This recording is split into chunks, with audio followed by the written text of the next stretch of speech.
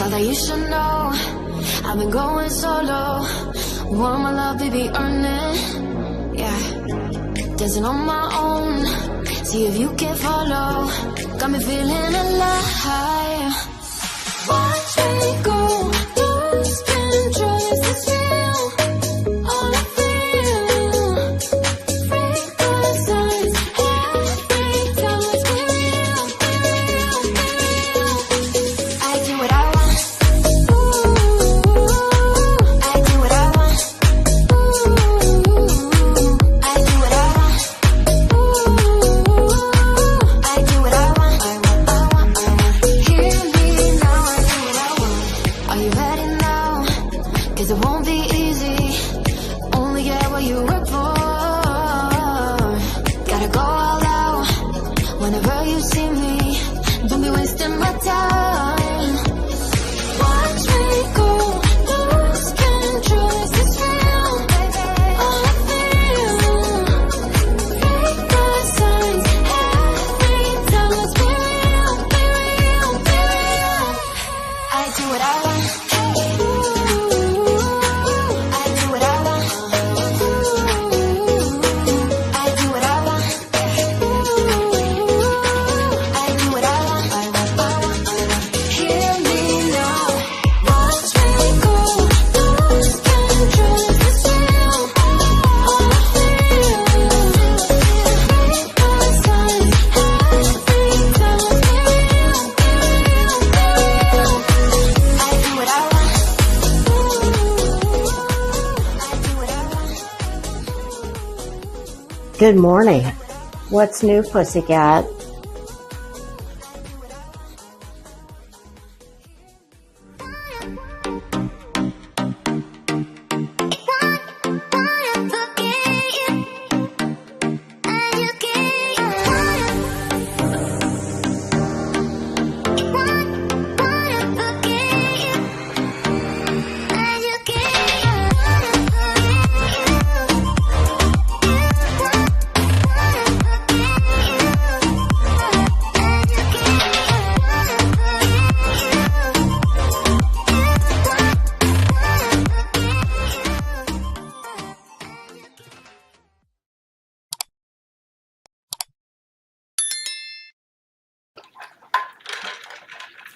Good afternoon. What's new, pussycats? How the hell are ya?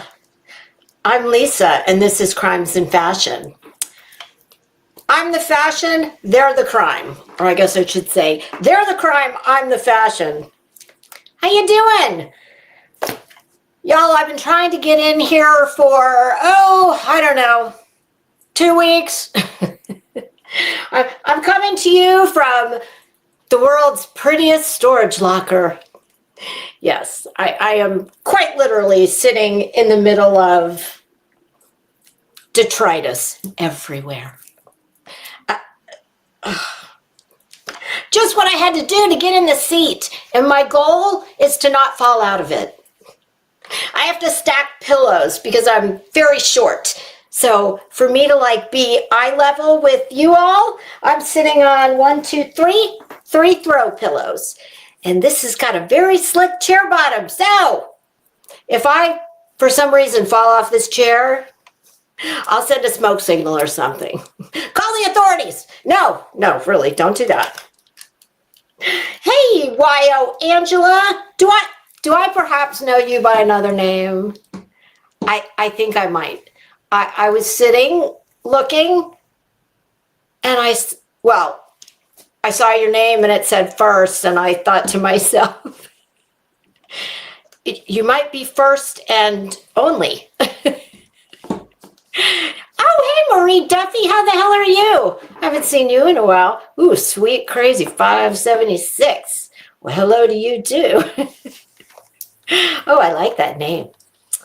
All right. So, yeah, Angela, if I possibly knew you by another name, just give me the thumbs up.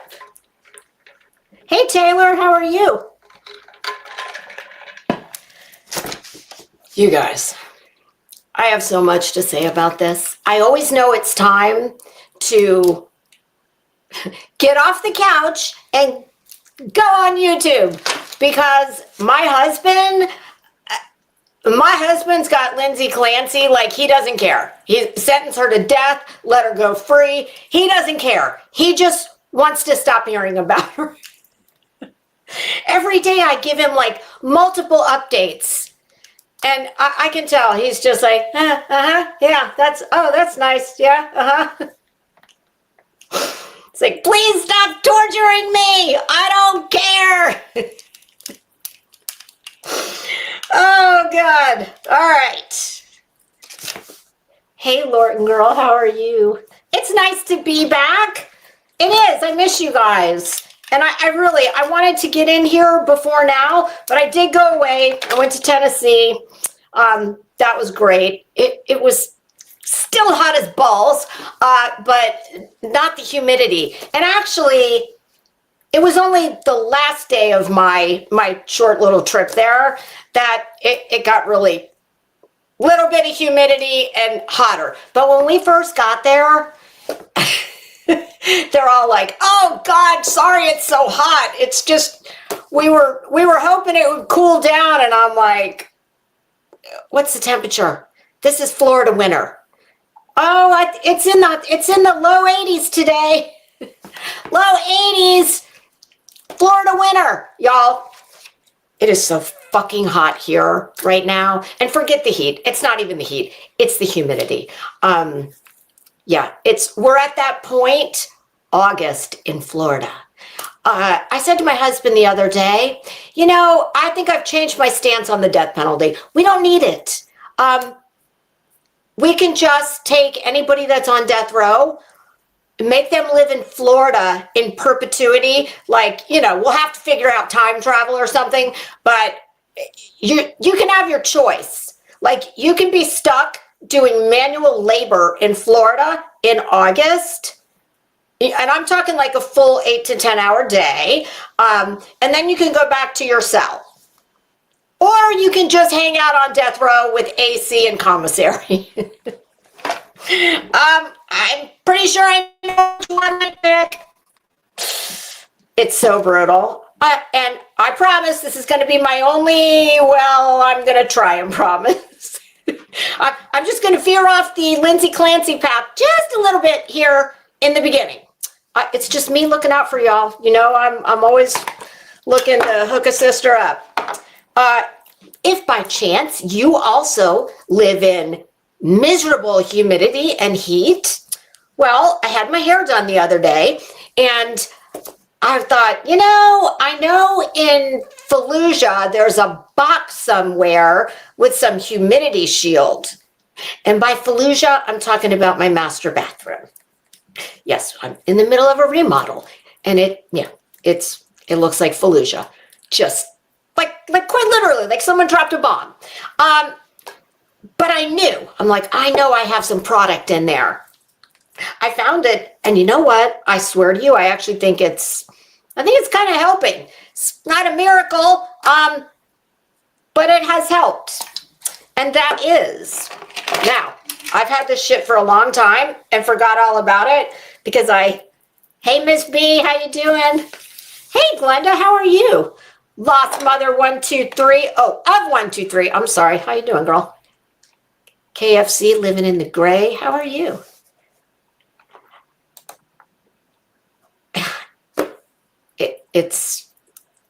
I feel your pain. I've also been in Texas in August. I know. It's just fucking heinous. It's heinous.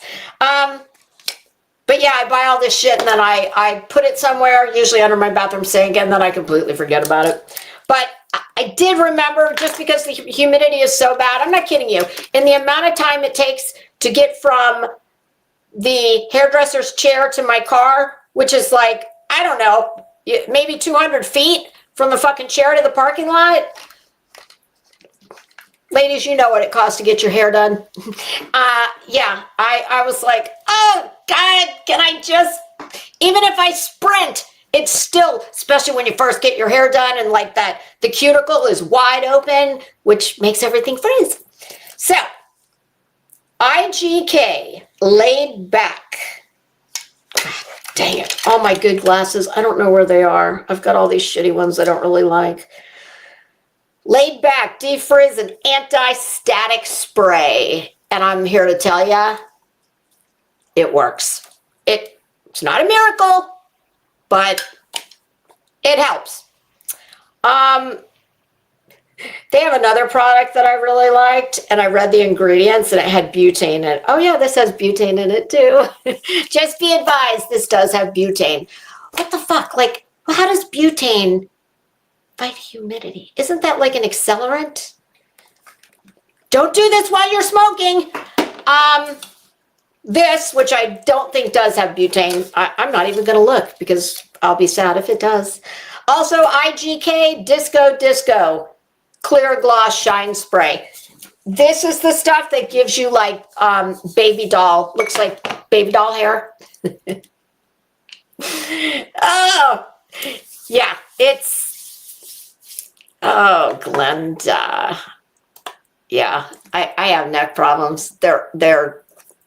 I've tried that. Yeah, it didn't work. But I hope yours does. Don't take my negative experience as a reason not to do it. Although it looks like you've already done it. All right. So, Lindsay Clancy. The title. Anybody know what that's from? The title of this live? There is another there's another line in the title because those aren't my words. I borrowed those. Something occurred to me the other day as I was watching the Lindsay Clancy trial. Oh, thanks, Brittany. Yeah, we cut out a lot of. Nope, I'm not gonna squirrel. Yeah, we cut a lot of the. I'm thinking about like the just one length bob. So we'll see. So as I'm watching this trial, really particularly in like the last week, because y'all, I have gone all the way around the mulberry bush on this one. But the title to this live, I mean, I always try and come up with some kind of cheeky, funny title or just something interesting. And it just popped into my head when I went to go schedule this. Those are the lyrics to one of the Eagles' huge hits, Witchy Woman. Now, the part that I skipped is, let me see, Raven Eyes and Ruby Lips. The part I left out, I think, is Sparks fly from her fingertips, something like that. I mean, obviously, you only get so long, and that really wasn't the apropos part anyway to me. But the next part, Echoed Voices in the Night. Gee, sounds like somebody we're all watching. And not that she has the ruby lips, but whatever. And her hair is really not raven, but it is dark brown. But the reason that song popped in my mind is because, especially after listening to Dr. Zeisel, and of course I've watched, her attorney, Kevin Reddington, since this thing started. And it is very clear that he definitely has an attachment to her. Oh, and let me just, before I go on, let me just say, for anybody who might be here thinking you're going to get the fair and balanced perspective, you're not. You're going to get my perspective. But I am going to tell you my entire 180 opinion from where we started and where I sit today. And I've gone, as I said, all the way around the mulberry bush. But it's very clear, and I'm not a lawyer. I do have legal background, and I might understand or know a little more than the average bear. if I were a jailhouse lawyer, I would be Bullhorn Betty's law school professor. So yeah, if this is not about, this is just my take on it. Everybody's got a take on it. I'm not, well, I'll just let you get there on your own. I'm not going to spoil it in the beginning, although if you know me, you might have an idea of where I'm going to fall on this particular defendant. But I have noticed from the beginning, like anybody with eyes, that Kevin Reddington definitely has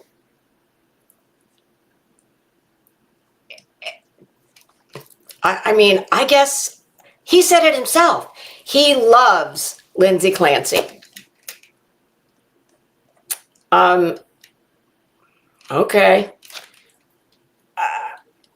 After I saw Dr. Zeisel, who I guess is the defense's star witness, I believe he also, and admittedly, cares for her. And it's like the light bulb went off. And that's why Witchy Woman by the Eagles came to mind. Because she's got some kind of je ne sais quoi. There's something that gets these men to feel badly for her. And I obviously, I'm sure there's plenty of women that feel badly for her. Hell, I feel badly for her. I still want her to go to prison for the rest of her life. Oh, did I ruin it? But I do feel badly for her. But I just, if she were a free woman, I would say what I've heard certain men call this je ne sais quoi. Let's just say maybe, well, no, we'll just leave that there. You can fill in that blank on your own. Oh God, Brittany. I have plenty to say about those fucking nut jobs too. Don't you worry. Y'all, we are living in the most bizarre times. I mean, I hate to quote the Unabomber, but his delivery was diabolical and completely horrible. But his thoughts in his manifesto were not wrong. Y'all, we are living in idiocracy. Everything that's wrong is right, and vice versa. Don't believe what you see with these or hear with these. No, believe what we show you. It's just crazy. And I know there's this whole like pink army of women out there rallying for Lindsay Clancy. To which I would say, well, let me see, because I kind of, if you know me, I tend to like I tend to like squirrel and go here, go there. I'm really going to try not to veer off the path here. Because I've been saving this up for since this trial started. Yeah, when I get to the point where I'm just speaking to my TV like we're having conversation, that's when I know it's time to go yell at YouTube. But so I do want to kind of go in a linear type of way, if I can. So let me just look at this little notes I scribbled down here. And you know what? I would like to put a, what's that called when you put out, oh, like an SOS. There is someone who was very close to me that I I think is still out there. I don't know. I haven't seen her or talked to her, but I quite naturally thought about her when I started watching this case because she knows a lot about this. So if she is out there and is interested, I would love to hear from her. And she definitely knows how to get in touch with me. Okay. Let me just scratch out my couple little things I have here. Okay, I think all right, so let me just start off by saying, and we're going to go through the whole cast of characters here.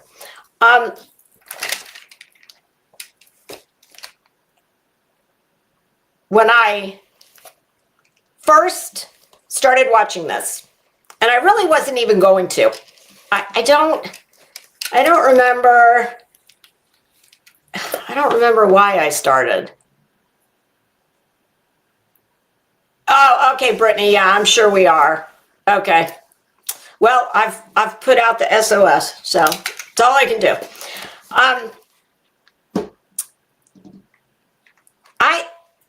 I have not watched a trial like this, and y'all, I don't watch it in real time. I can't deal with all the sidebars. I can't deal with all the breaks. So what I typically do is get up and go about my life and do whatever I'm going to do during the day. And then usually it works out to be anywhere between 2 to 4 hours after they've started. That's when I start watching so I can fast forward through all the bullshit that I don't want to watch. I was trying to think of the last trial that I watched with this much interest. And I have watched every minute of this, just not in real time. And sometimes I wait until nighttime to watch it. So, off the top of my head, I can't think of, I don't know, I'm not, like, I watched Kyle Rittenhouse, but not religiously like this one. What's the last thing you all watched like this? Maybe that'll jog a memory. But anyway,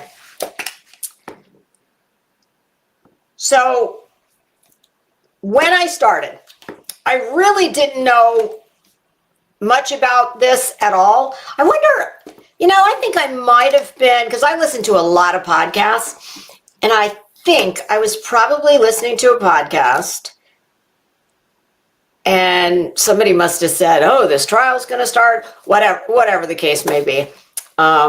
It's been going on for about 3 years.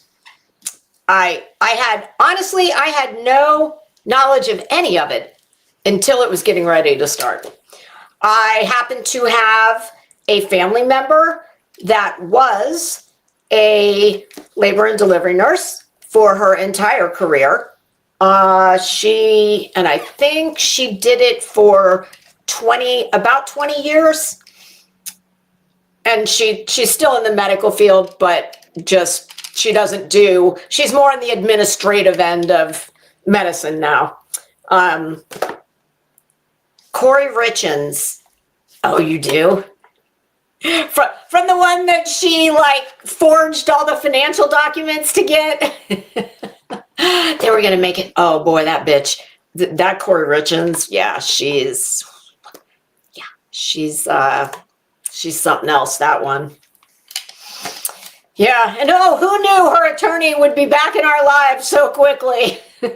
Yes, because her attorney is one of the attorneys representing Tyler Robinson in the Charlie Kirk case.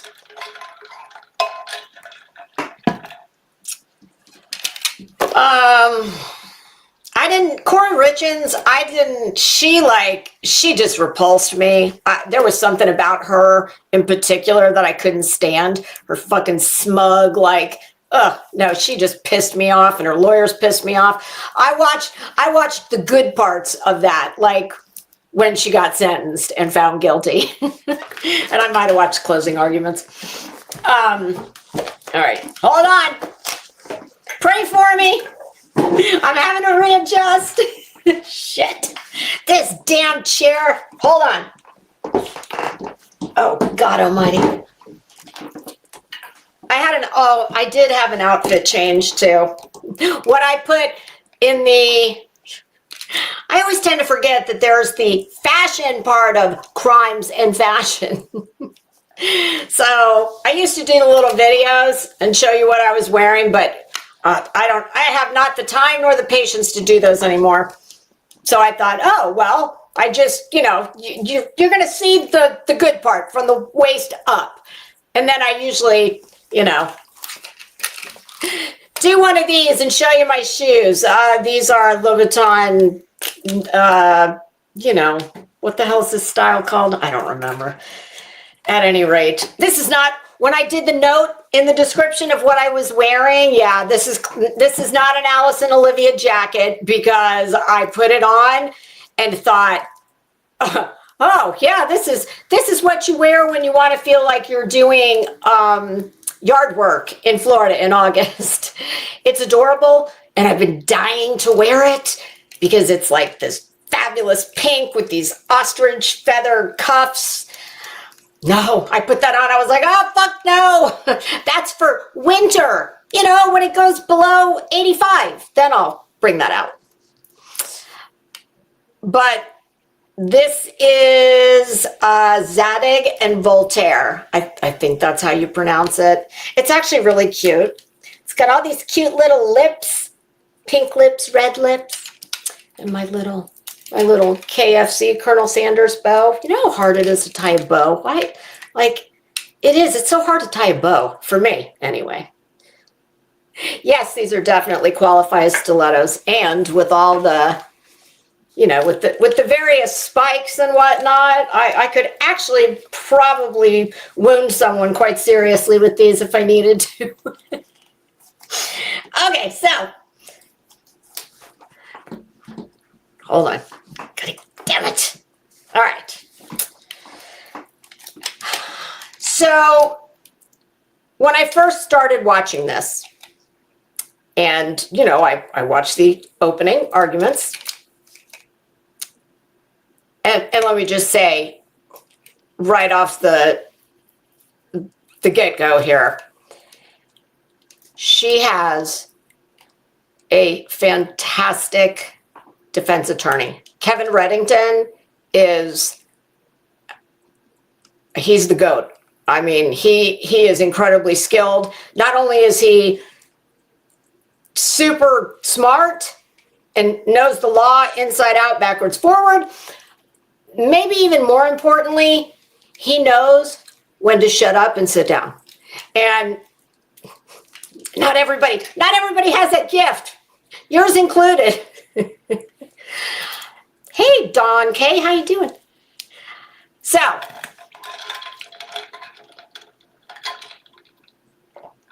who did? Oh, wow. Let me guess, for the veneers that she probably stole the money from someone else's account to pay for? Oh, I hated that bitch. Yeah, Reddington, let's just say, if she's got a chance, she can thank him. Now, that being said, I hope he loses. But he really is an exceptionally skilled lawyer. And I would love to know who's paying him. I wouldn't be surprised if who knows? I mean, listen, the fact of the matter is, few people can afford to finance a defense like this one. Hell, like almost any defense of anything. I mean, legal work is incredibly, incredibly expensive. And listen, if you could just be an average working person who has a nest egg, and 3 years of a criminal case like this, come on. I mean, few people could afford that. So I I would not be at all surprised if a large part of this has become pro bono. Who knows? It doesn't really matter, but it does make you wonder, because an attorney like him, I don't know, I guess, number one, I don't think he really needs, he's in his 70s, I believe, or close to 80. He doesn't need the exposure, the publicity. It's not like he's trying to build up a practice. Who knows? I mean, I guess you could get a loan from a bank, but her parents appear to be getting up there in age. I heard the other day that they live in Connecticut, but apparently they have been to take her dinner to the state hospital almost every night since she's been there. They say that they're staying in hotels, like since this started. I got a lot of thoughts about all of that. I don't know. This whole thing is just, and now it's become this media juggernaut. It's funny because people who like podcasts that I listen to, some all the time, some occasionally, people who have never, and these are not true crime podcasts, people who've never talked about this kind of thing are talking about this. So I kind of use my mom as the bellwether, because my mom is not into true crime or any of that kind of stuff. And I made reference to it the other day that I was watching it, and my mom was like, "Oh, is that the one? Is that the one who killed her kids and she's paralyzed?" I said, "Yes." And my mother's next thought was, "Well, that's the least she deserves." Oh, like mother, like daughter. No,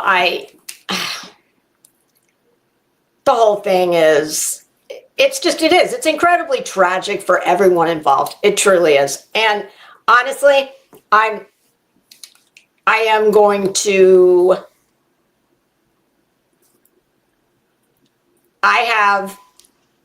even though I think that she was failed by many, many people, several of whom were very close to her, that doesn't mean that I don't have compassion for them, because I truly cannot imagine living with what they are all living with and are going to live with. I've heard many people say, and I had this thought in the beginning too, that, like, what more can you do to her? The having to live with what you did. I don't think there's many people, unless you are just empty inside. I don't think there's many people that could live with that. I mean, we've all had things where, maybe we've seen something that was horrible, God forbid, been involved in something that was horrible. And like, no matter how far away you get from it, it never goes away. I mean, you can push things down, but it's always there. So I do want to like preface everything I'm getting ready to say by that. I do have a tremendous amount of empathy, sympathy for everyone. And even for her, even though I want to see her go to prison. I do. But, all right, so I think, let me see if I want to go.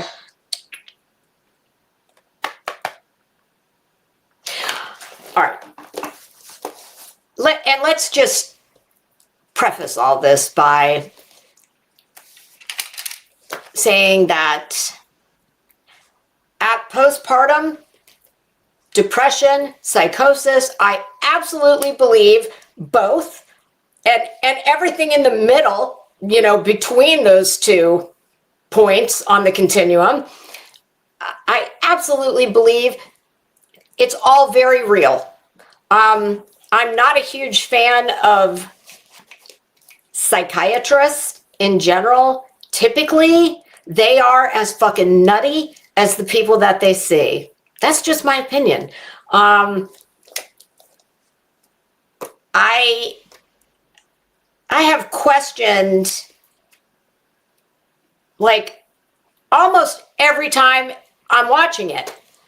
Why not? Well, I don't want to get ahead of myself. We'll get there in a minute.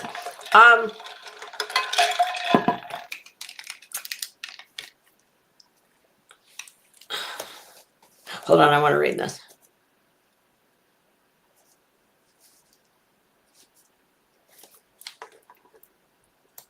I mean,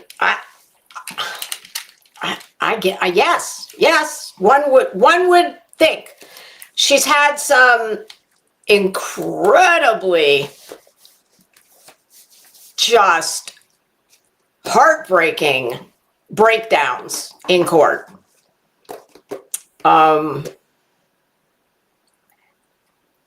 So let me just start by saying about Lindsay Clancy that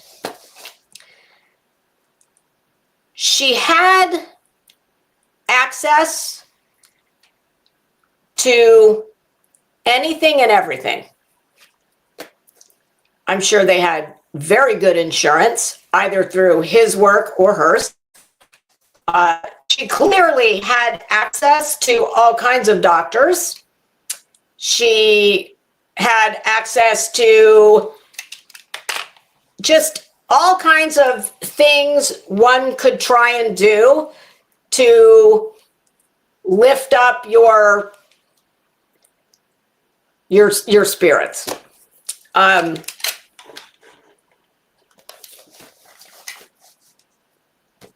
It's to have 3 children under the age of 5. I had 1, okay? I had 1. And I was a stay-at-home mom.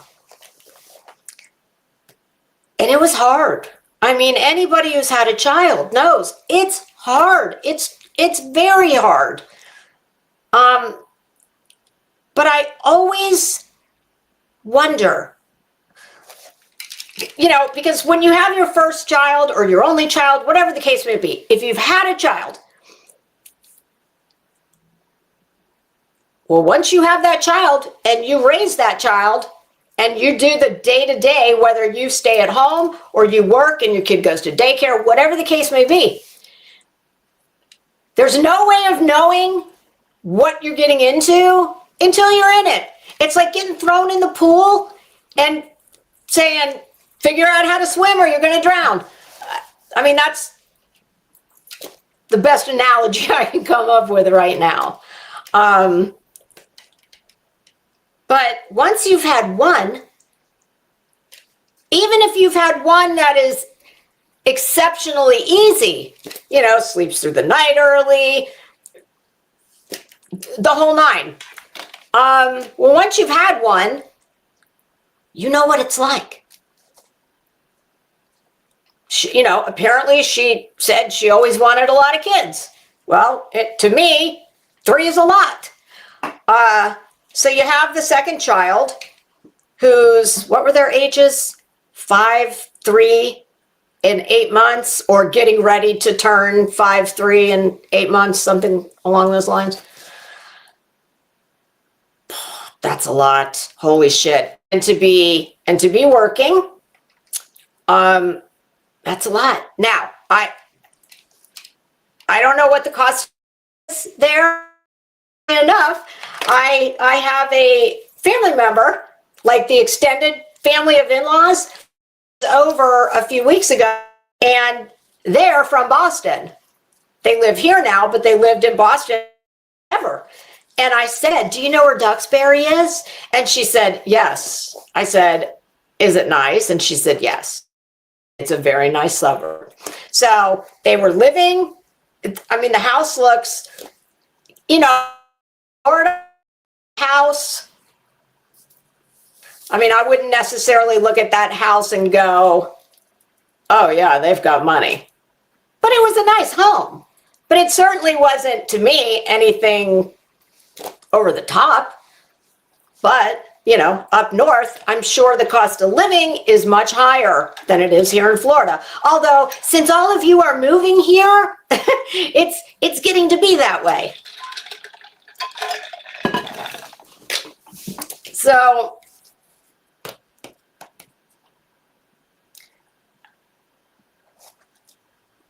I guess what I'm saying is, you knew what you were signing up for.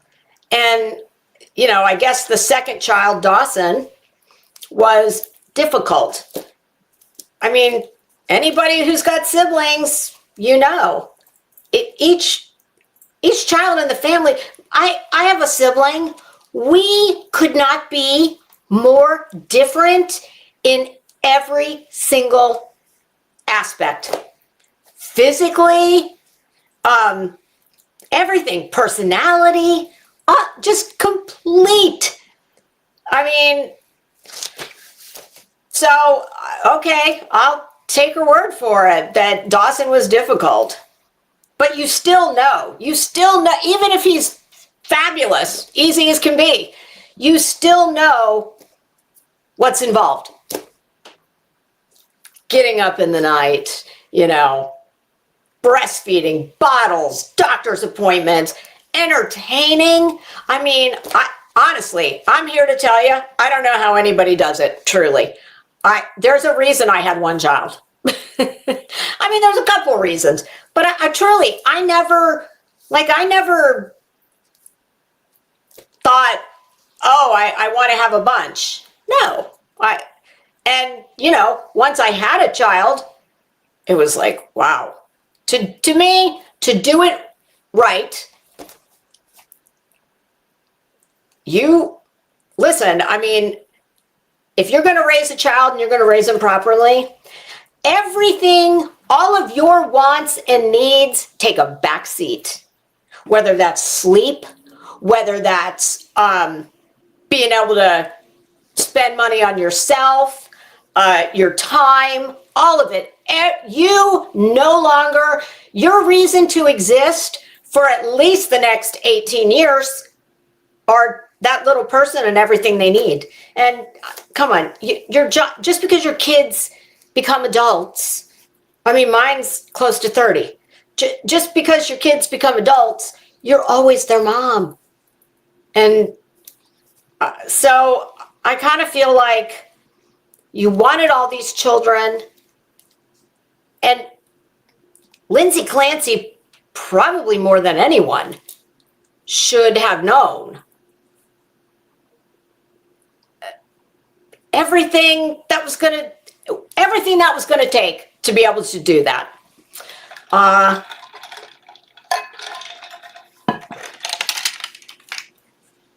Hey, Halloween baby, how are you? It's nice to see you. So let's just bear in mind that what I find, and let's get these fucking TikTok weirdos and the bitches in pink. That was another thing. I would have worn the jacket, but I'm like, oh my God, I was going to make it real plain right up front. This pink, this is not in solidarity with Lindsay Clancy. I had pink before she was a murderess, okay? Sorry, I mean, that's just the way it goes.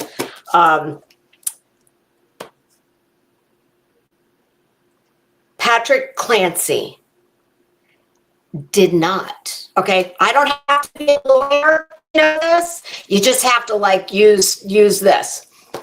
Patrick Clancy did not kill his children.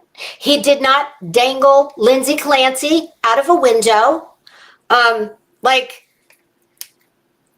some of these people really need to fucking take a step back and like get some perspective. Like all you bitches out there in pink doing your little hearts. Well, do you know how many women around this country find themselves maybe not actually going so far as to kill their children, but there are countless women that deal with postpartum depression.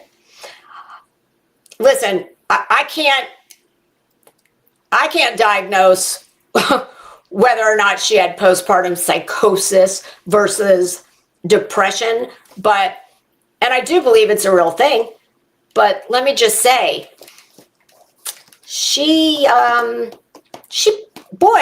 her psychosis certainly managed to show up at a really convenient time. You know, that hour of time when she sent Patrick out to run errands and get dinner while she was busy doing what she was doing. Now, I don't buy the prosecution. I mean, they need to get their shit together too. I don't believe for one hot minute that she just all of a sudden decided that she didn't want to go back to work, so she'd kill her kids. I mean, I don't believe that. But there are so many women. Like, why are you all rallying for this one? She had access to everything, the best you could hope for. How many women do you think deal with this that are on Medicaid, on government assistance, no baby daddy around, probably no family support around? And I mean, time. You could turn on YouTube right now, and for as many days you have left to live, and you could never get through all of the videos of people who have done terrible things to their children, whether it be horribly abuse them and cause their death, neglect them, abuse them and injure them, the whole continuum. Why are you idiots in your pink shirts? Why aren't y'all out there rallying for some of those women who didn't have access to everything that Lindsay Clancy had access to? I mean, God forbid I was in that position. My eggs are long since scrambled. But my point is, it would kind of be like me saying, oh, well, woe is me. To me, her access was a lot of the problem. When I listened to that, she was a nurse practitioner, Gelada, I would have fired Lindsay Clancy as a patient less than halfway through all of those insane messages. We're going to get there too, okay? What good is all the medicine and all the doctors if you're not going to do what they said? And she rarely did what they said because either she knew better, whatever the case may be. But, you know, the media has always had an affinity for, you know, if it bleeds, it leads. They've always had an affinity for usually white, youngish, blondish females. And when they do something wrong, boy, it's, you know, it's wall-to-wall coverage. And I kind of feel like I don't understand these nut jobs. Like the TikTokers, some of those I can understand because they're young and they're fucking stupid and they think social media is the whole world. It's not. Go touch grass. Go put your toes in the sand somewhere. Get off the fucking TikTok. Everybody in the world has an opinion. I was going to say something else, but I'm a lady, so I'm not going to say that. But you know what they say they're like. I think that was a lot of her problem. She had too much access, too little. I'm not going to pile on Patrick Clancy, but I do have thoughts about him, like everybody else does.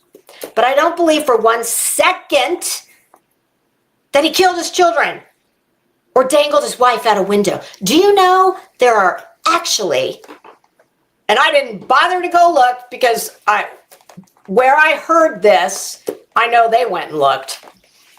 There are actually some of these fucking nut jobs on TikTok. Oh, like the one that was desperately hoping she could be a witness. Oh my God.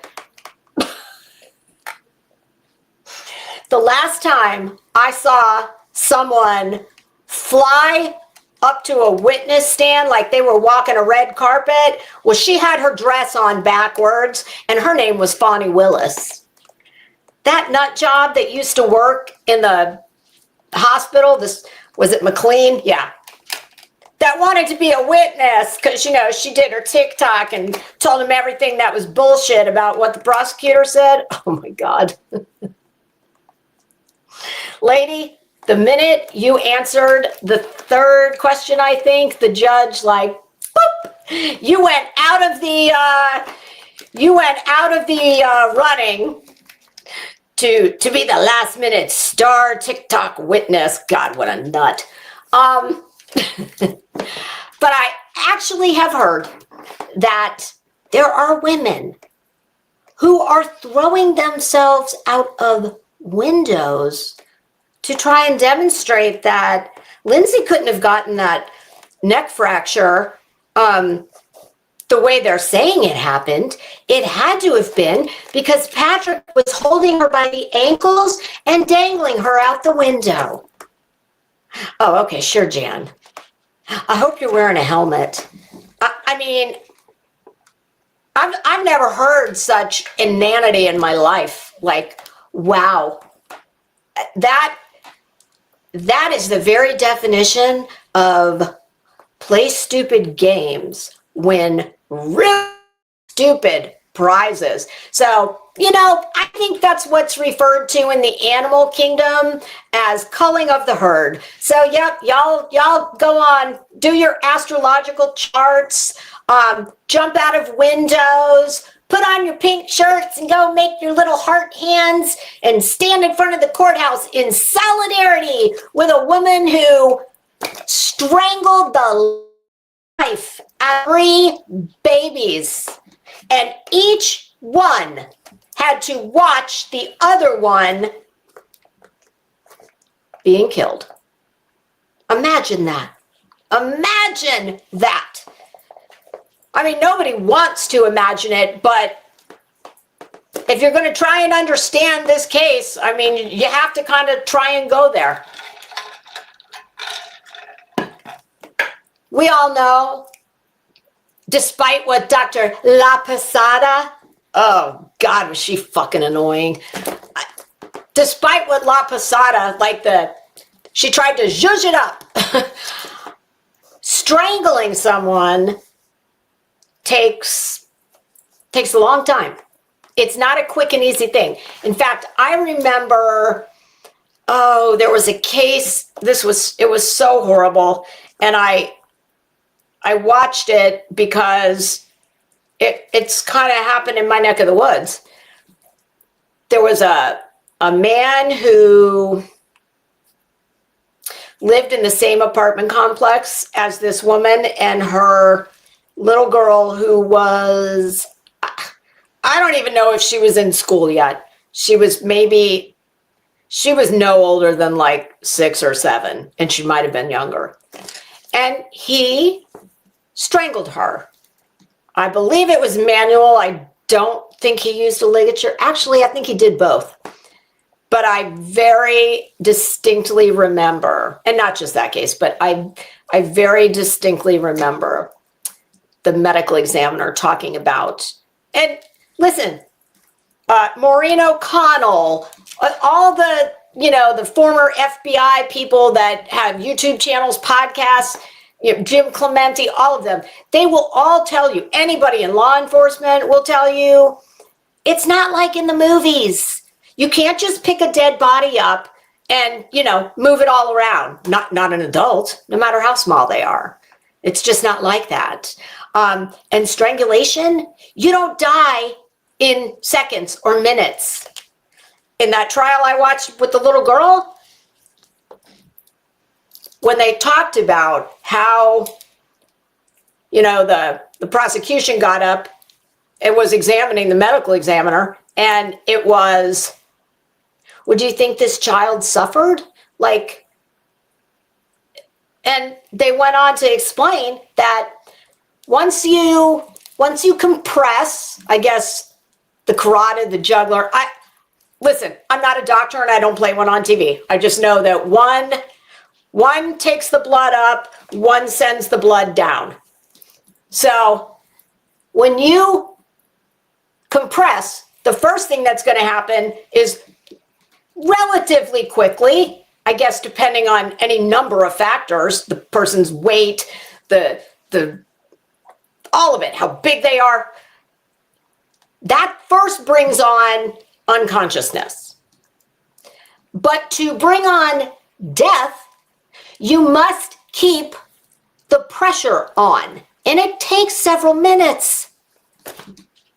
And in that case, that fucker got the death penalty. And if you need anybody to throw the switch, I'm available.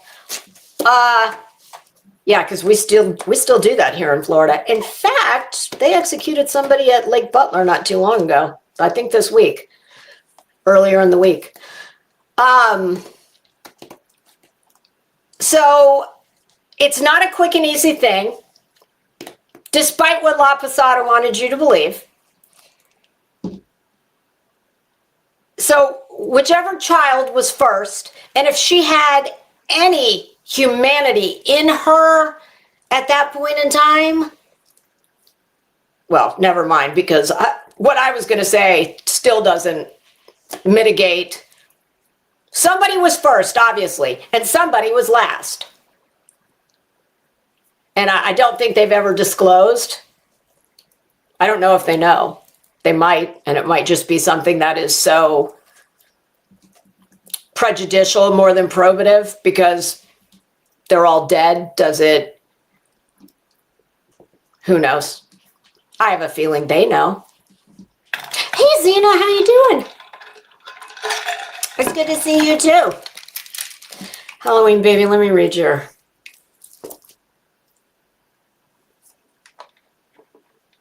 Well, this is very much true. It very much is. But so Lindsay, who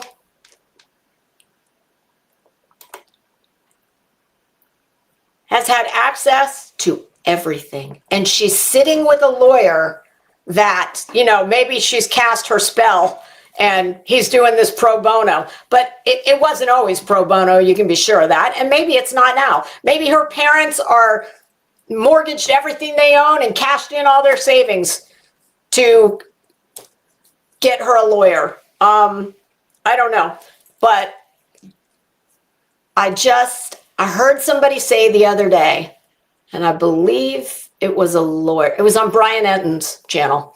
I love him. His guest, who was a jury consultant, and I don't think she was a lawyer, but she was definitely, I think she was a jury consultant / shrink.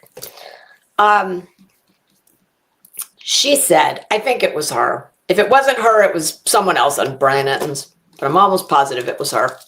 She said, ultimately, when it comes down to it, whatever these jurors, even if they believe everything the defense has put forth, and of course they're not going to, but even if they did, even if it was a perfect slam dunk, they are still, and this was brilliant, and nobody has said it better or more succinctly. Assume all that's true, they still are going to have to walk over the bodies of 3 dead babies to find her not guilty. So, I couldn't even begin to tell you what's going to happen. I have no clue. I think it's going to take a long time. I hope it's not a hung jury. And as I have said to my husband every day since I started watching this, I'm really glad I'm not on that jury. And my husband laughs and says, you would never be on that jury or any jury. And he's probably right. I'm a little too opinionated, but have fun shopping. So when all of this opening day, and I will say, because I knew so little about it, when I saw that, opening arguments were coming day one, I did Google. I think I read 2 articles from the internet. But now typically, full disclosure, maybe I shouldn't admit this, but I'm going to, because it's just the fact for me. I would say 90% of the time when we watch these trials or see these horrible things, 90% of the time, before they've even got through opening arguments, yeah, I would be a horrible juror. I'm like, oh, fuck them, they're guilty, fucking put them under the jail. Kill them. That's typically me. Just because the facts of this case are so, I can't, besides Andrea Yates, which, yes, I remember when that happened, and I watched all that, both of her trials. And I hated Rusty Yates. I was like, he is to blame, and I still maintain that. He's come out of the woodwork to do interviews. Yeah, Rusty Yates was, it's like, sir, can't you go get snipped? Why do you need to keep knocking your wife up? She didn't even have time to cool off before the next one would be coming down the chute. I hate to put it so crudely, but same kind of thing. It's like, I know it's your religious belief, whatever. I'm not taking issue with your religion, but this is your wife. And your wife, now, Andrea Yates, I absolutely believe that she was psychotic. Not a problem at all. I even thought it then. But not since Andrea Yates have we really had, I can't think of anything that's been this horrific. So as someone who is, and hey, it's wrong, but I do it. Which is why, don't worry, I won't be on your jury. Yeah, I'm almost always pro-prosecution. Because if you're lucky and you get to live as long as I have, with age comes perspective on things. And there's just a lot of people who do a lot of fucking horrible shit. And a lot of it is done to kids. And I hate that. And I still feel like maybe if the punishment was a little more extreme, well, who cares if it's not a deterrent? It'll be a deterrent for that person. That's how I've always been. I've always been. From the time I even knew what it was, I've always been a proponent of the death penalty. But this case isn't about that. But so in an interesting twist of change of events, I actually was on Lindsay Clanton. I was very sympathetic to her. And I am still sympathetic to her as far as the fact that she is sitting in that wheelchair and the fact that she has to live with the knowledge that she killed all 3 of her babies and how many lives she has destroyed with her actions. It's above my pay grade. I can't say whether she was psychotic. I personally don't think so. I definitely think she was depressed. But, so that's just me giving you the background of where I was when this started, which has been what? Has it ever not been going on? I'm starting to feel like, my God, we've been here forever. But honestly, I've listened to every bit of it. I mean, I will say there's not really been much dull testimony besides the Celebrite and things like that, the DNA. So just know that going in, I had, in fact, when I found out what kind of medication was prescribed to her, my exact words were along the lines of, those shrinks should fucking be in jail. And she's like, yeah, she's probably not guilty just based on all the meds. But, you know, that's why you have to listen to more than just the opening statements. You know, you come to find out she wasn't on all those meds at the same time. And very importantly to me, she didn't take the meds as directed. She wouldn't be out of that particular shrink's Zoom screen before she would be, sorry for so many of the messages and the calls. I'd have fired her if, yeah, clearly I wouldn't be a mental health provider, but I just, with each passing day, I have watched her, and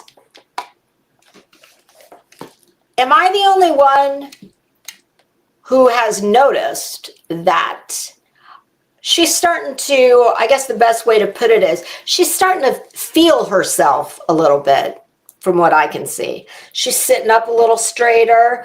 I notice she's like, she smirks. I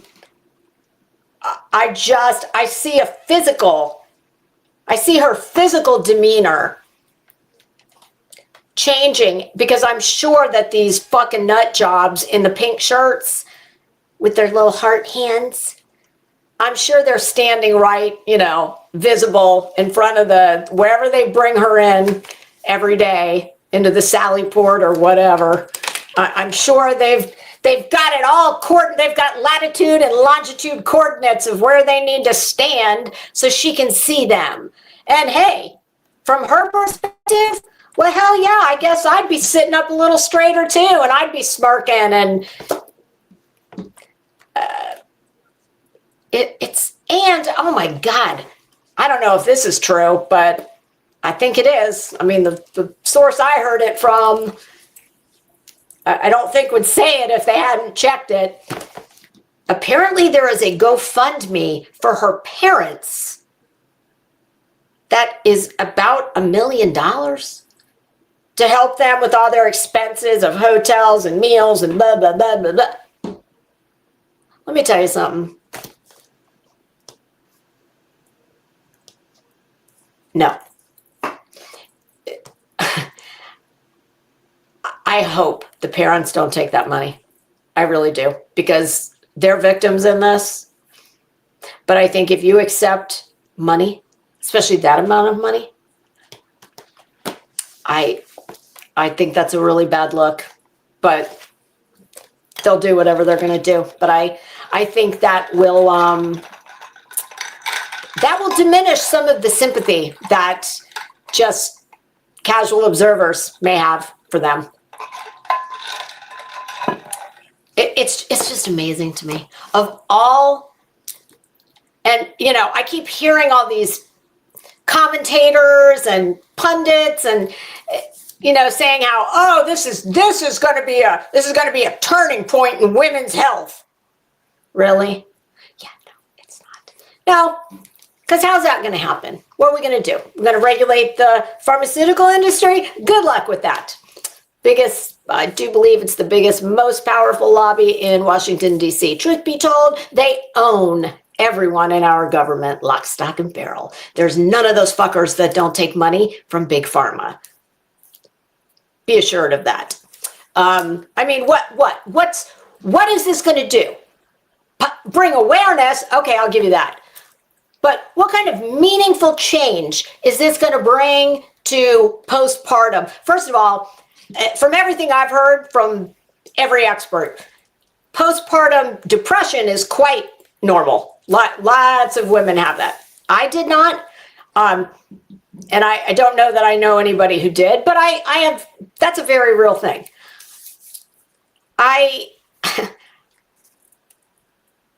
I've heard, what was that they said? God, it was something directly, shit. Besides awareness, I don't know what are they going to regulate more than all Congress does? Whether it's the House or the Senate, all those fuckers do is investigate. Oh, they're really good at investigating. They really suck at doing anything with their investigations. And like I said, Big Pharma owns them. They own this country, truth be told. So I don't know what this is going to do to change anything. I mean, that would be great, I guess. But it's so, my understanding is it's so incredibly rare, the psychosis part, that you're not going to change a whole industry based on something that, fortunately, is pretty rare. But yeah, like, where are you fucking pink warriors for the women who don't have access to like anything that she had access to? I do. I think she had too much access. So, all right. So I think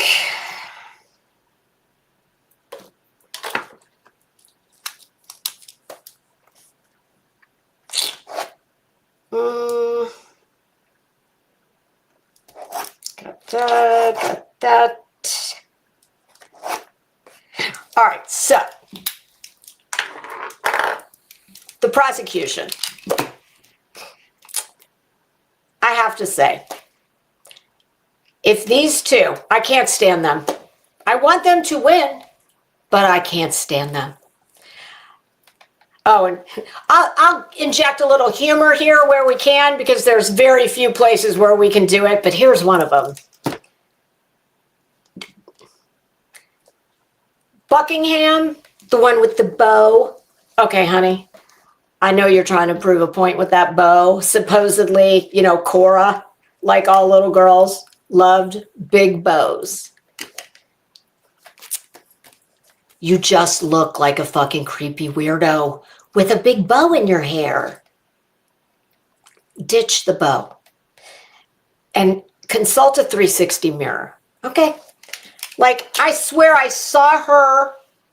She, of the two, it's Buckingham with the bow, and what's the other one's name? Who cares? But yeah, the other one. Buckingham is the more abrasive of the two.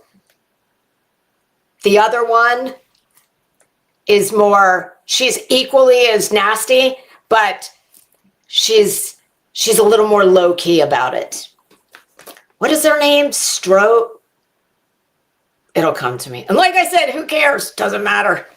I can't stand either one of them. But if these two are the best that the state has, y'all need to get some job fairs at the local law school or something. I mean, they have done so many things that are just fucking gross. First of all, like I said, consult a 360 mirror. Buckingham, I'm talking to you. The other one, at least the other one, ladies, and many women have this problem. It comes with age. It comes with overindulgence. A lot of women get these like bingo arms, but they get them in the back, like bat wings back here. Well, when everybody in the world is looking at your back, most of the day, that's all we see. Man, okay? Because clearly your foundation garments are too small because you've got all this skin. Now, listen, I get it. It's a bra is not magic, okay? I told my husband this morning, God, you know, how does this happen? You just wake up one day and you're like, fuck, I'm old. Like what? I remember the days when, like, I never wore makeup. I only wear this amount of makeup on YouTube. But just to get ready to, like, come in here, oh, God, I got to drag the whole, I refer to it as my magic kit. Well, I kind of live in the sticks, and we have little critters everywhere. And I've got, in my backyard, my husband feeds the birds. So we've got all these birds, we've got rabbits, we've got squirrels. It's so cute. So this morning I'm putting my makeup on and I'm out there, I'm looking at him, and I said to my husband, oh God, you know, this morning, I'm really tired this morning. I gotta get the whole ass magic kit out. I said, do you think I have a top hat? I can probably find something like a wand. Do you think those rabbits out there need a job? Could I like give them?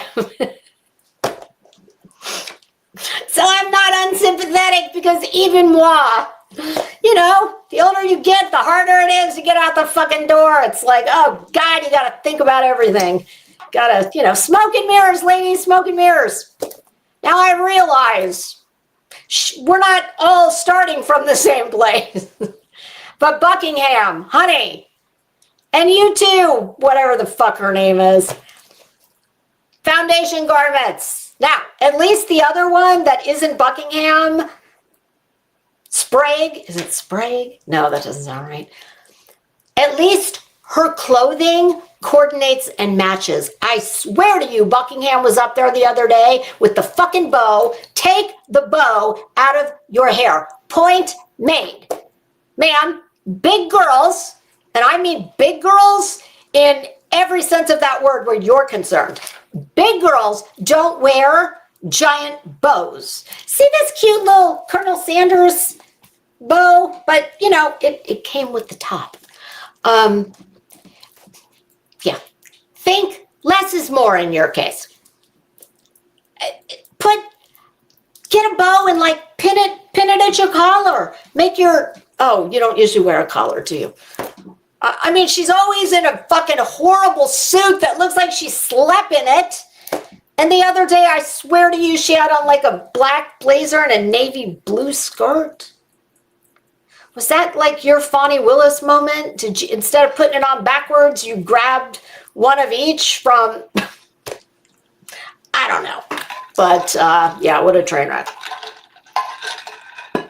Is it Sprague? I think her name is Sprague. Hey, let's be honest, how are you? You might be the only person who hasn't followed it. But the end is near, hopefully.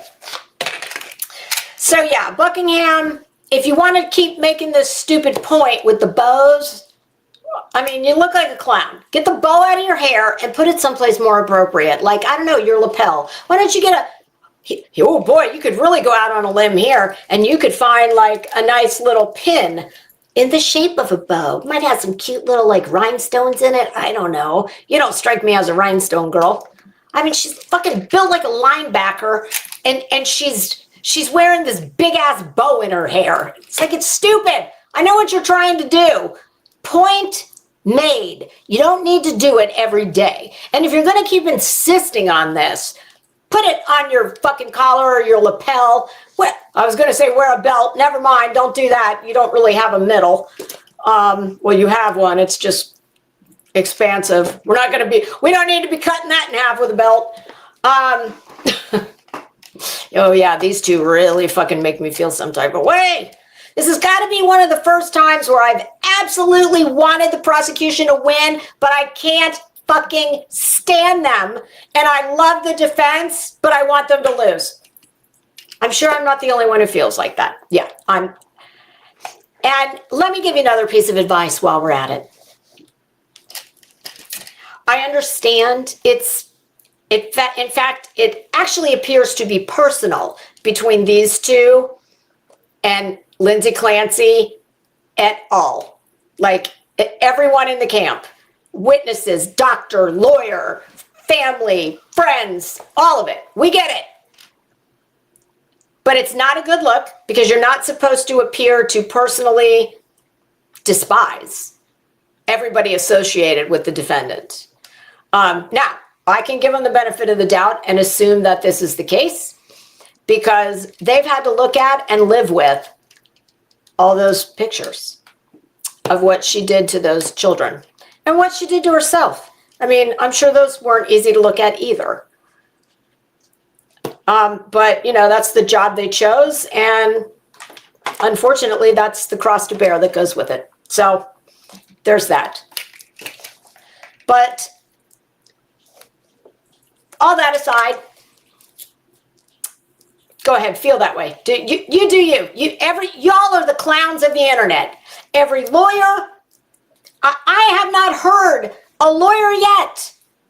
Everybody from Bruce Rivers, the ambulance chaser guy, to, you know, the GQ lawyer, lawyer, and everything in between. I have not heard another legal professional think that they are worth a shit. They put a little more eloquently than that, but, you know, I'm not a lawyer. But remember, if I was a jailhouse lawyer, I would be Bullhorn Betty's law school professor.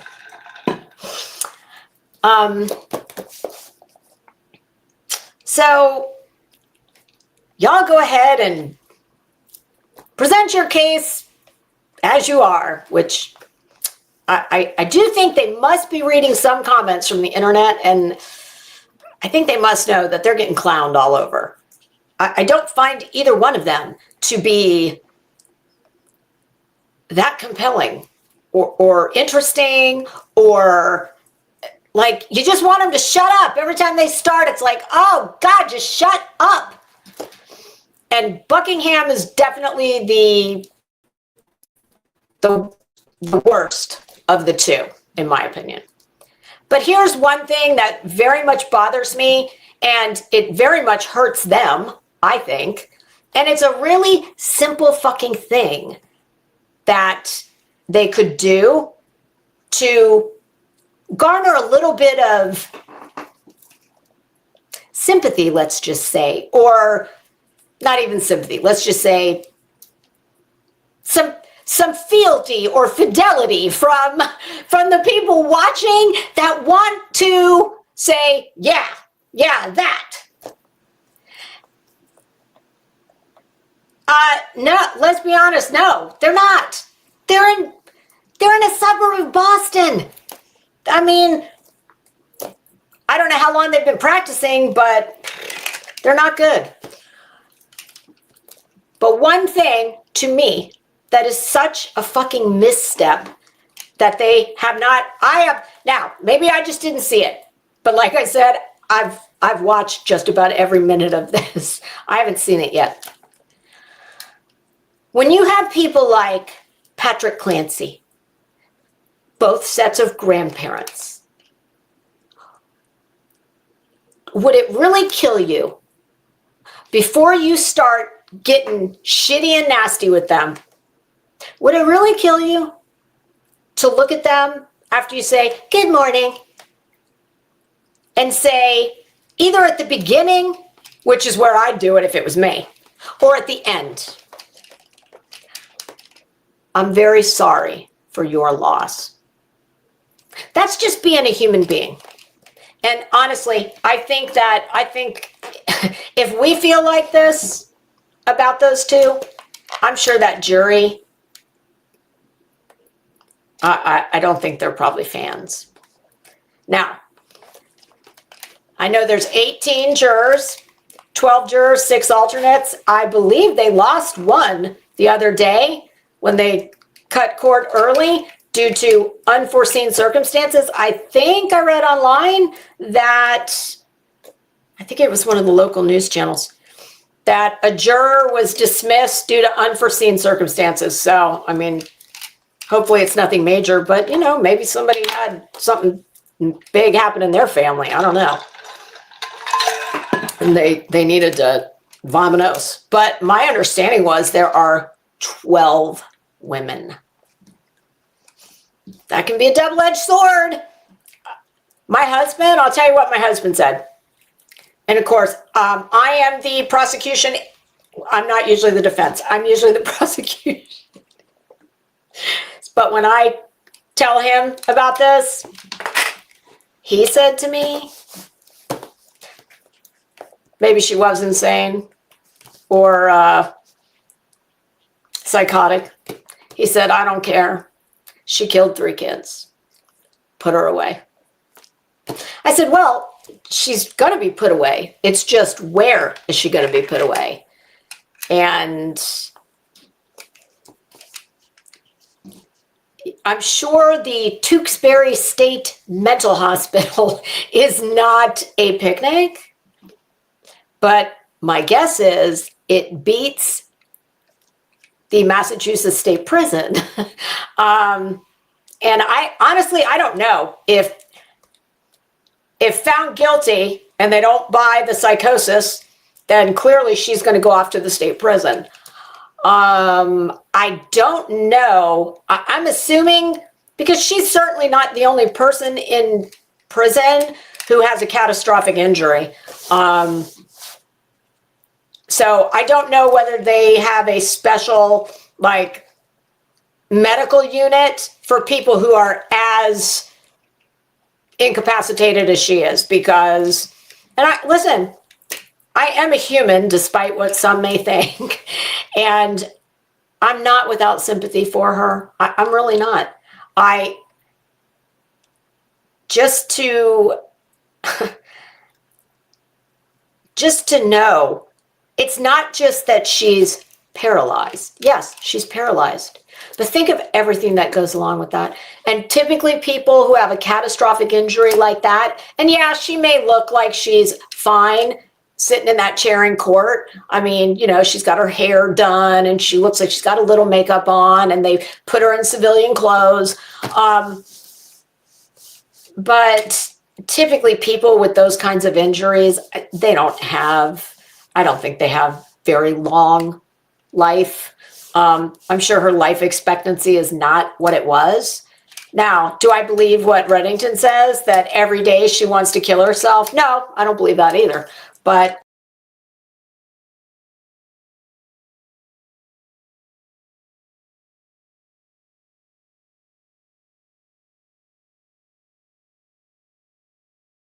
sorry, I bumped myself right on out of there.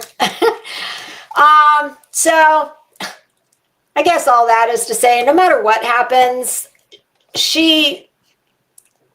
her life is not, I mean, her life as she knew it was done, no matter what the outcome. But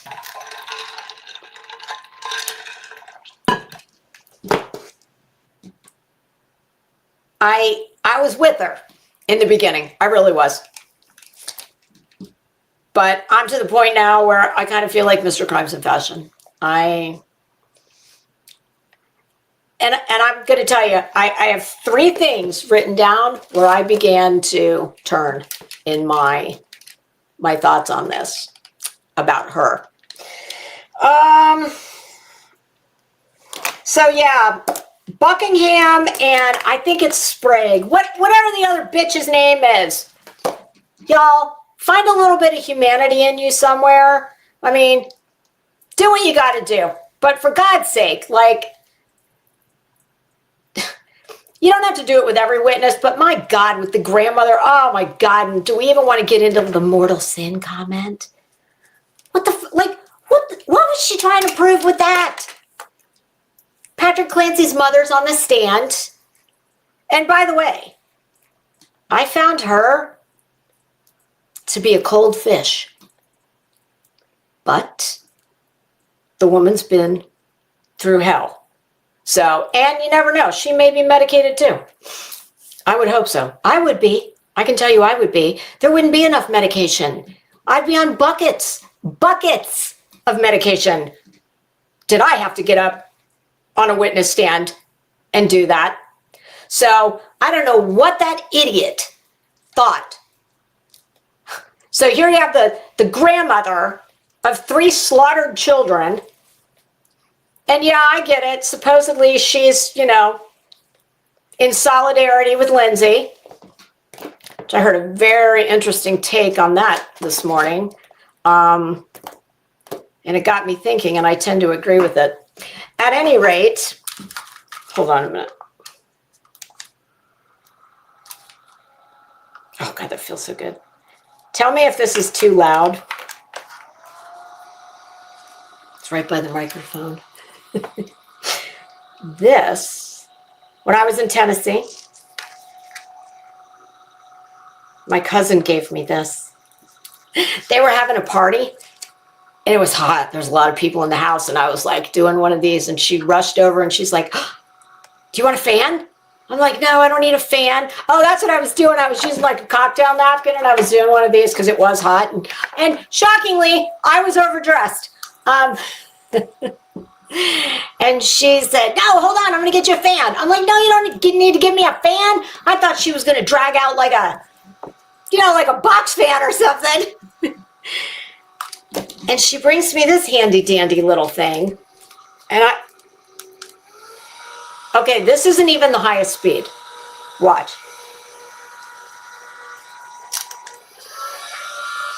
I know that's getting picked up on the microphone.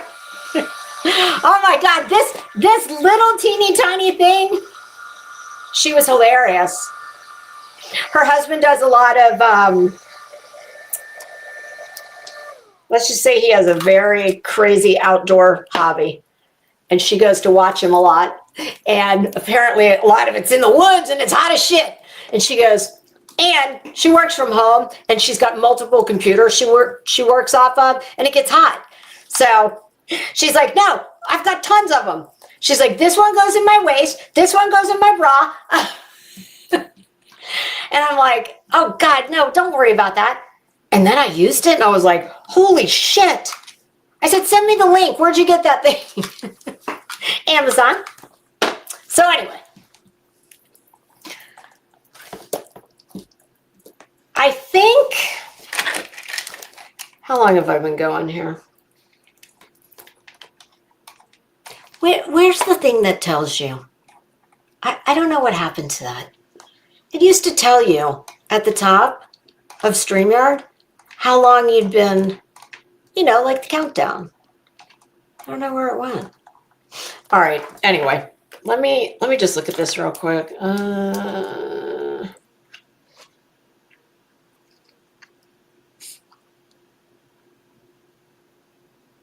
All right, I got through both of the prosecutors.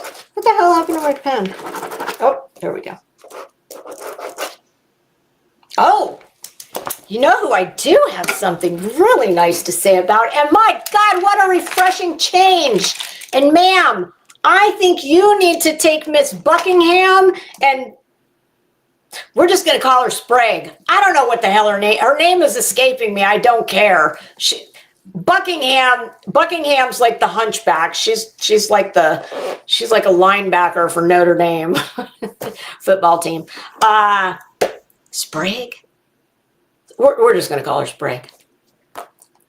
Sprague has more, to me, if I had to pick who was first chair of the two, Buckingham was first chair.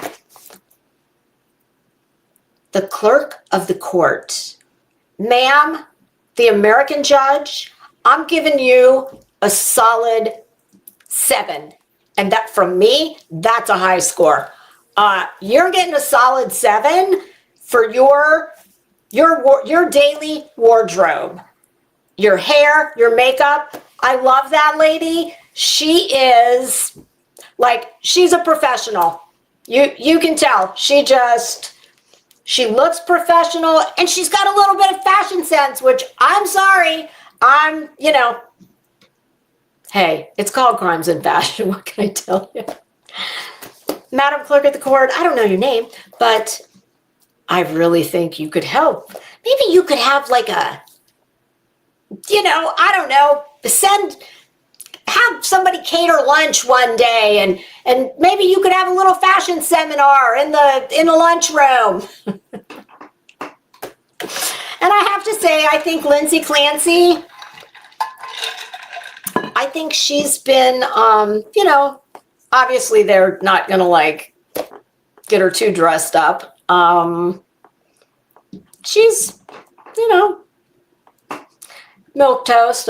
I'm not offended by any of it, and none of it like, but obviously she's not there for that. I will say, I don't know that, I don't know orange is going to be her color. So if she ends up in prison, that could, that could be tough. So, I don't know. I still got quite a few notes scribbled down here. Let's see. I haven't tried these glasses. I've got 3 pairs of glasses in front of me. I hate all of them. Oh, God, no. These are my fucking Rachel Mad Cow glasses. I don't love these either, but they're clean. I think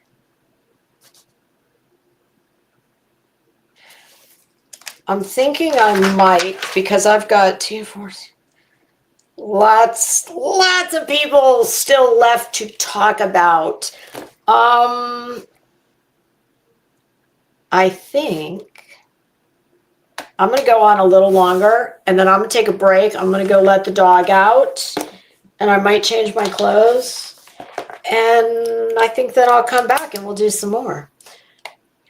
Yes, my husband informed me that we were having dinner guests tomorrow, like 8 of them. I'm like, honey, seriously? You're just now telling me? I mean, it's family, but so what? I mean, it's still, I still like need my house to be presentable. So I'm like, oh my God, I got to clean the house. And to make that better, he went out to get something in my garage. I have a full refrigerator in the garage, and then I have something that I didn't even know existed until we remodeled the kitchen and bought one, called a garage freezer. Now, I always had a deep freeze in my garage, but like waist, they're short, like waist high, a couple feet tall. This thing, I believe, is called a garage freezer. Oh, it's the best. It is the best thing ever. It's as tall as a refrigerator, but it's deeper, and you put stuff on it on shelves, just like a refrigerator, but it's a freezer.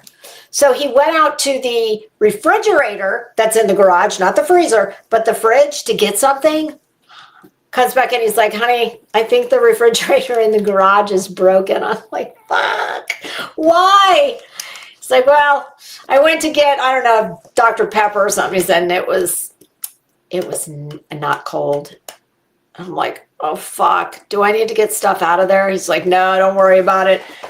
The drinks will save. Those aren't a big deal. Anything else, when I come home today, I'm going to throw it out. I'm like, okay. So, but something tells me I'm still going to have to find room. Fortunately, there wasn't like tons of meat, because before I got that big freezer, there would have been a bunch of meat in the freezer of that refrigerator. So fortunately, we don't have to throw a bunch of that out. But all right, so that's what we're going to do. I'm gonna give you my parting thoughts on all of this shit show. I'll keep it to like Lindsay. So I feel like she definitely, this woman was failed by multiple people.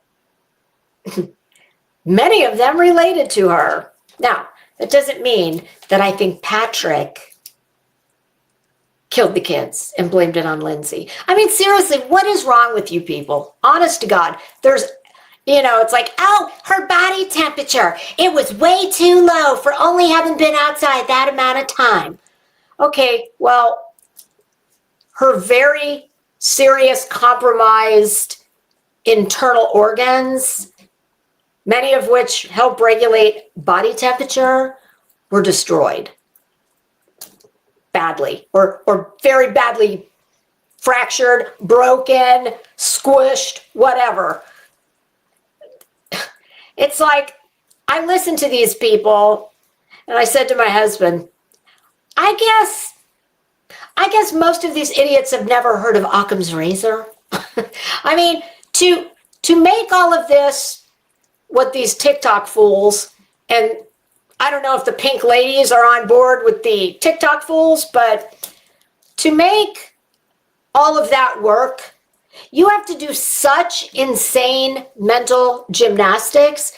I mean, I don't even have to see these people to know that most of them are probably under the age of 30. It's I don't even know what most of the theories are. I've just heard the highlights, and it's absurd. And I do know that Patrick is remarried, and my understanding is has another child. Well, you know what? I will say this. Now, while I do not know personally or of any men that have found themselves in the horrific position he found himself in, I mean, can you imagine? This guy goes out to the drugstore and to get dinner. And in the span of 1 hour, give or take, he comes home and every part of his life as he knew it has been blown up or killed. I mean, I promise you, unless it's happened to you, there's not one of us that can even imagine.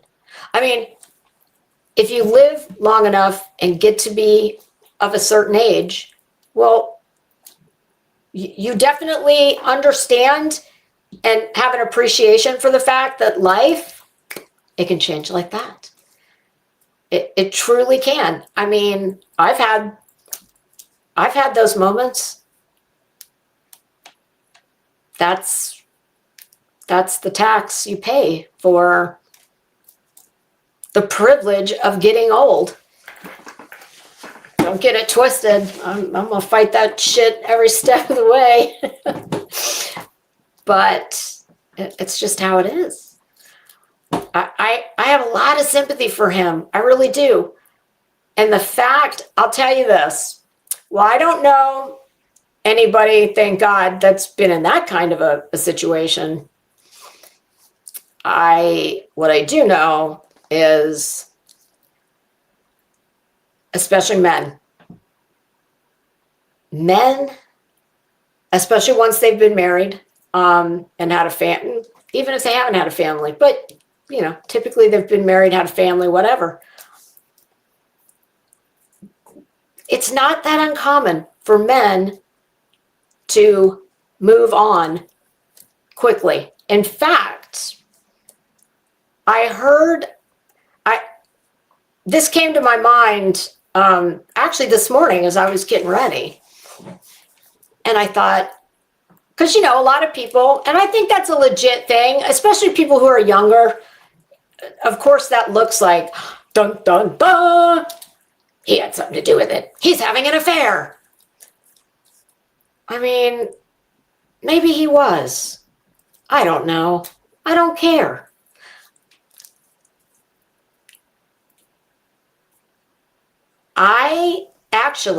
This has been many, many years ago when my son was very young. Preschool, as a matter of fact. So 4 years old. I don't think he went to preschool around. And this was just like a church, just like 2 miles away from my house. I knew everybody that went there. Like all the neighborhood moms, our kids went there. And it would be from like 9 to 12. And you could take them Monday to Friday, or you could just do 2 days, you could do 3, whatever. It was just to have a nice little break and get them socialized. So I was thinking about it, Patrick, because it does kind of make one go, knowing that I will admit I was surprised, sort of, until I thought about it, when I heard that he was remarried and has another child. And then I remembered when my son was in preschool, one of the kids in school with him. And I knew this child's mom. We used to, we would see each other. We weren't, like, we had several mutual friends in common. We never socialized together, but I would see her at the gym in the morning. And, we'd always, hi.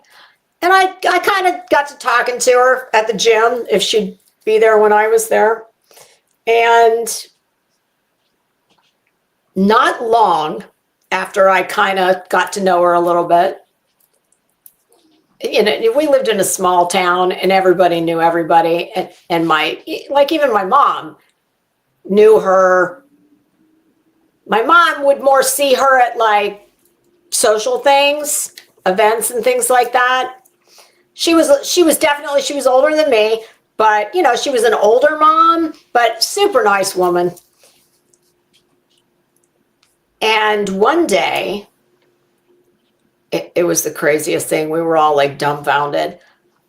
She had been sick, and she went to the doctor, and they said, it's probably just an infection. Here's some antibiotic. Well, within days, the problem she went for, not only did it get better, it came on with a vengeance. It was worse.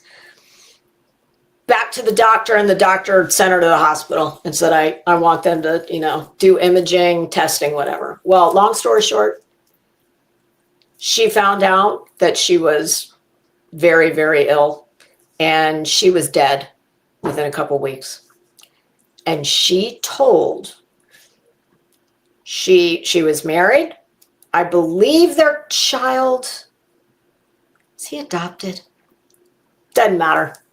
But she told her husband, because she knew what was happening, and she told her husband, I want you to get married again soon, because I want our child to have a mother. I mean, that could make me cry. Now that's someone who's selfless. Can you imagine? Like, you are laying in your literal deathbed, and you love your child and your husband so much that you are not only are you giving him permission, you are telling him you want him to do that. And when I tell you he did, he did. And it was not long. So, and I've seen plenty of men who either they divorce or, the wife passes away first, who will fairly quickly get remarried. It is not that unusual. Men do not, especially when they start getting older. Men tend to not do well alone. Not when they've been married or with someone for most of their life. So and he has another baby. Well, my God, shame on him.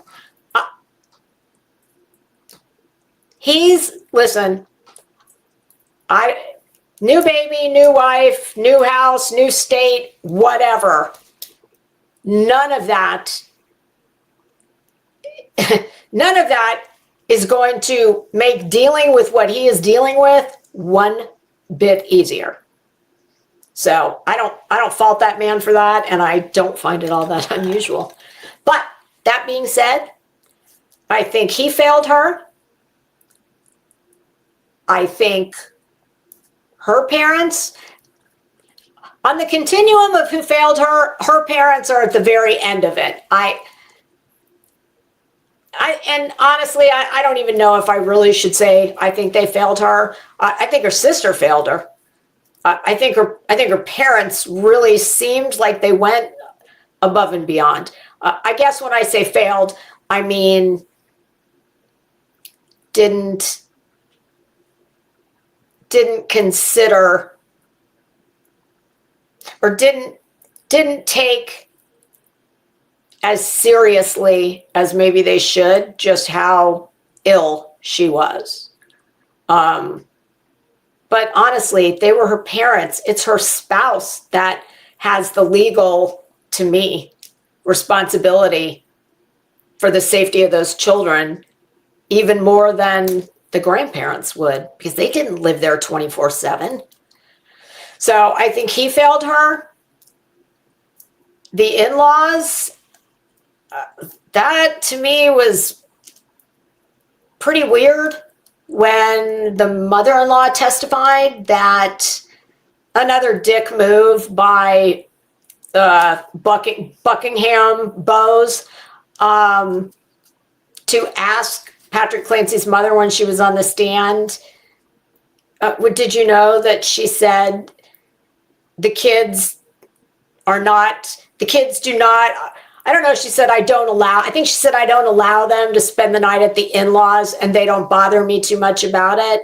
She wanted to make sure that Patrick's mother knew that. That was just a fucking dick move. I mean, But I did find his mother to be, let's just say she's stoic. But he was pretty stoic. And like I said, who knows? They could have been medicated. But I did find it odd that in 5 years, their grandchild had never spent the night at their house. And they live in the same town. I do find that weird. And I heard several people on YouTube, doing commentary asking, well, why would she even, what is she trying to prove with asking that question? And I think what she was trying to prove, I'll tell you what I took away from it. What I took away from it was Lindsay Clancy was a fucking control freak. And even though she might not have come out and said it, it sounded like if you haven't allowed your 5-year-old daughter at that point to have a sleepover with her grandparents, yeah, that's bizarre, especially when they live that close. I was lucky. I lived literally less than a mile away from my parents when my son was little. And my son was always over at my mom's, or my mom would come to us. Hell, when my mom took my son all over the world on vacation when he was a little guy. Now, he wasn't 5, but he was, the first time he did a big trip with my mom, he was in elementary school. She took him to New York. When he was in middle school, she took him to London. So I can't relate to not having your 5-year-old never having been overnight at Grandma and Grandpa's house. So who knows what that was about, but I took it as, and I'm sure I'm not the only one, Lindsay Clancy was that much of like a control freak. Maybe she thought they wouldn't do it right, or who knows. But so I think she was failed by Patrick to a degree. I think she was failed by her sister, for sure. I think she was, to a degree, failed by the in-laws. I think she was failed by several of the doctors. Not all of them. There is blame to go around for everybody.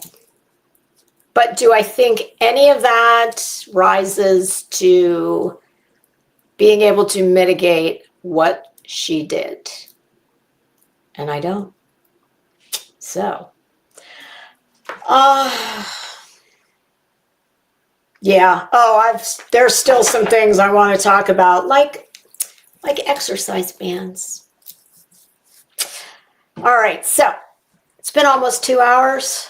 Oh, for me, that's pretty good. But I can hear the dog outside the door. So I am going to end this. I'm going to take the dog out. I'm going to get something to eat. And then I think I'll come back. Maybe I'm going to try and do it within the hour. We'll see. Depends if I get waylaid by. Ooh, I think there's going to be something sparkly on my doorstep waiting for me. Oh my God, my husband's like, honey, get in there. Get that shitty YouTube channel fired up. Oh, I don't do good with time on my hands. I watched the Lindsay Clancy trial and I internet shop. It's so bad. So, oh, that reminds me, I want to do like a little haul with you guys. I got some really good, well, you know, I'm always buying makeup, which is fucking ridiculous. I'm going to show you guys a picture. Let me see if I can email this to myself. That's a video. That's a video. Okay, I'm going to send myself this picture. And then I'm going to show you what kind of, like, I'm pretty sure there's a support group for this type of thing. But this is what I do. I really was trying to get in here the other day, and I got so waylaid because I was looking for a lipstick. I mean, it's hard when your house is completely upside down. I mean, I have a fucking bathtub in my dining room. But as I am looking, oh yeah, here we go. Let me just make sure there's snow. So I want. But all my cosmetics are in boxes piled up in my master bedroom shower. Boxes, bags. I was like, why don't you just do what you always do and just fucking buy another one? It's like, because they don't make this one anymore. And I want it. So this is what I get up to. Let's see, where is the share screen? This is what I get up to when I'm not doing something constructive with my time, like, you know, YouTube. Okay, share screen. Yep, we're going to share that one.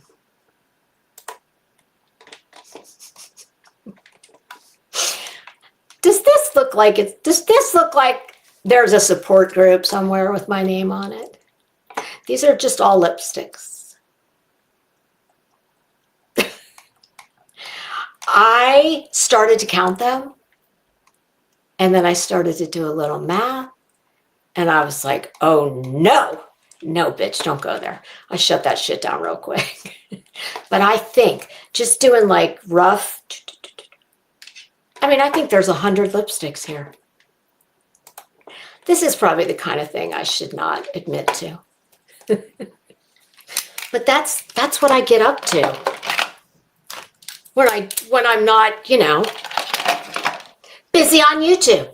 I need to stop watching and do more. I have so many things I want to do on here. I really do. And I like, look at this. Just everywhere. Fucking notes. Oh, here's more. Here's 2 more. Just fucking notes everywhere of shit I want to do. But as I was going through all those cosmetics and receiving the 4 or 5 tubes of MAC that I was, I used to love MAC, as you can tell by the picture. And then I started buying all kinds of other stuff. Oh, God. I did want to mention this. I saw it on Google this morning. Pat McGrath, who I love. A lot of those tubes in that picture I just showed you were Pat McGrath. Pat McGrath and Louis Vuitton have done an eyeshadow collab. Now, unless it comes in the pretty little case that I saw, I'm not buying it. Now, if it comes with the case, I might. But you have to buy it as a bundle, and it's $320. Now, if you get the case, which I can't fucking imagine, there's just no way. Louis Vuitton isn't making anything for $320, especially not anything that has something else inside of it. But I'm sure that's like an add-on you can buy. But I will say, Pat McGrath does make fantastic eyeshadow. I have a lot of her palettes. But no, unless it comes with the case, no, I will not drop $320 on eyeshadow palettes. Hi, Just Jake. Why does that name sound familiar to me? There's people I see with screen names that make me think they're people who had other screen names. Oh my God, PDFs and scammers. Oh, Just Jake. I'm not, let's just say this. I am out of all that business. I really am. Now, people always tell you things and send you things, whether you ask for them or want them or not. Wow. All I can say is this is the fucking most bizarre place on earth. I've never seen something that never changes. The only thing that changes are the players, and you just go around on this merry-go-round, and whoever you fucking hate with a vengeance, one day you'll be sucking up to another. No, it all is to no end. I've said it before, and I'll say it again in a really weird, twisted way.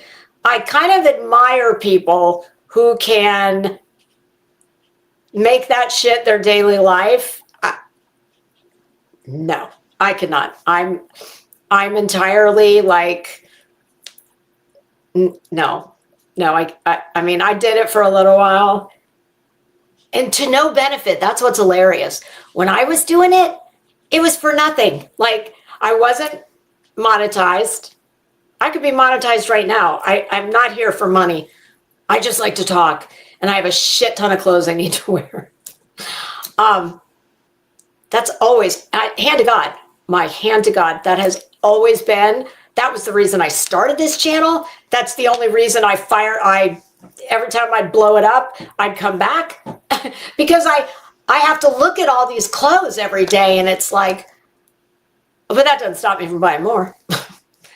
But I'm like, my God, you need to wear some of that shit, because I just don't go out anymore like I used to. I mean, there's only, you really can't wear a fucking gown. Not that I wear a gown here, but I'm not going to put this on to like go to Walmart. But yes, I am very vaguely aware of the multiple shit storms that are going on. And yeah, I have zero fucking interest in any of it. Oh, you're so sweet. Well, we're going to take a break, but you keep organizing, and I will be back in another outfit. I got to take the dog out. So yes, but I did get some new lipstick, cheap stuff, not so cheap stuff, and some of it I really like, and I want to show you guys. And what like here's new candles for Bath and Body. This is just shit that's piled up everywhere in my office. Coffee and whiskey, I love that one. There's some, Bath and Body Works, to me, best candles made. I've had had every kind of candle on earth, from obscenely expensive to Walmart and Bath and Body. You just can't beat Bath and Body. Not in my humble opinion. So, but yeah, there's oh, and I have a hilarious fake UGG story. I shouldn't say fake. Dupe. A dupe of some Uggs I was going to buy. Yeah, I know. Why do I need Uggs in Florida? Especially when I have at least 4 pair in my closet. Because I have a problem. Yeah, I'm sure they make support groups for, lipstick, clothes, all of it. Yes, but I have a funny story about some Uggs I saw in Nordstrom, and I'm like, oh God, I love those. I want those. But they were more money than most Uggs, so I thought, let me look online. Because sometimes, like if you go to a site and they'll give you, 20% off, 10% off, whatever, for letting them, text bomb you in perpetuity, get that little discount. Well, I don't do it if it's a couple bucks, but for something that's a couple $100, well, I'll try. So when I saw them, I'll bring them in. When I come back, I'll bring him with me and I'll tell you the story, because I hear the poor little dog at the door. He wants to go out, and he's very old. And he's like, bitch, this is your last warning. So I'm so happy that I got to hang out with you guys for a while and vomit some of my Lindsay Clancy thoughts. But don't worry, I've still got at least another page. We're going to go through each of the people that really made an impression on me throughout this thing, and for what reason. All right, kids. I will be back shortly. Until then, have a great day, and I hope I see you when I come back. All right, pussycats, have a good day. Bye.